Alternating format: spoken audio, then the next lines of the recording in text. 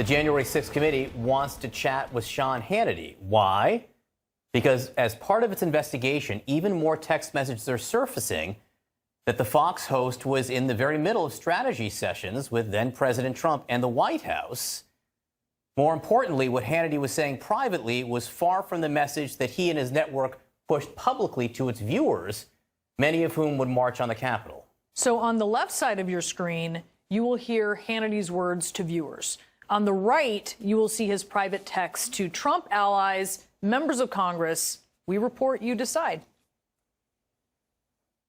We have Ted Cruz coming on later in the program. We know that he wants his commission to look into this for 10 days. We're going to have about 150 House members supporting this as well. A big rally. I believe your dad will be addressing that rally tomorrow. Big day tomorrow. Big crowds apparently showed up to the point where the West Wing could hear the music and the chanting of the people that were there already. And this all kicks off in the morning tomorrow. Well, Sean, that's right. And tomorrow is an important day. We have an obligation, I believe, to protect the integrity of the election and to protect the integrity of the democratic system. Senator, I'm looking at the support you're getting in the Senate, and I'm looking at the support in the House, maybe 150 members in the end. It's looking like, realistically, can this really happen? I don't like to give this audience false hope. I want to... You know, would we have an audit? Is that real? Is that a possibility? Do you see, for example, do you see any, after tomorrow, is there a path for the president constitutionally? So as you saw from the text there, and we'll get into much more about what they actually say, because I think they're very important there for this investigation.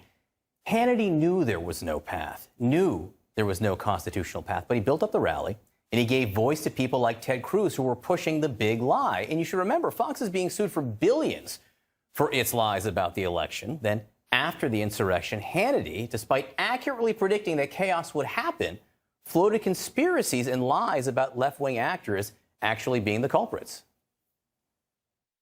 We also knew that there's always bad actors that will infiltrate large crowds. Those who truly support President Trump, those that believe they are part of the conservative movement in this country, we do not support those that commit acts of violence. That are peacefully protest.